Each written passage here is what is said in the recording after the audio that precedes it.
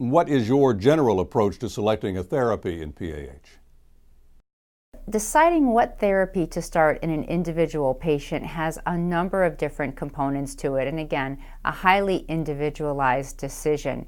We have a lot of clinical trial data. We have a lot of information about what medications are effective in certain circumstances. We actually don't have that much comparative data looking at one therapy versus another therapy.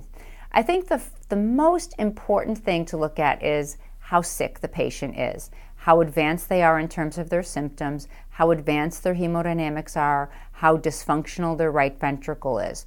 Very ill patients, patients with functional class late 3 or 4 symptoms, with severe right heart failure, with a very low cardiac index on right heart catheterization, are patients that should probably go onto a parenteral prostanoid as their first therapy. Those patients may not be particularly common, but their prognosis is particularly bad, and the common belief is that those patients need the most aggressive therapy that we have right from the get-go. For the less advanced patients, those with functional class 2 or early 3 symptoms, with right ventricles that are not horribly dysfunctional, a preserved cardiac index, we often start them on oral therapies. Of course, these days we have several different choices in oral therapy: PDE5 inhibitors, endothelin receptor antagonists. Soon we'll have a soluble guanate cyclase stimulator. So there are a number of different options. Of course, we don't have head-to-head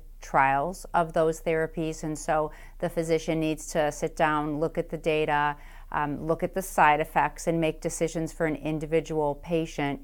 It's very nice now to have some longer-term data with macitentan, which is an endothelin receptor antagonist, and that may come into consideration as the physician makes those decisions, along with other important aspects, particularly side effects.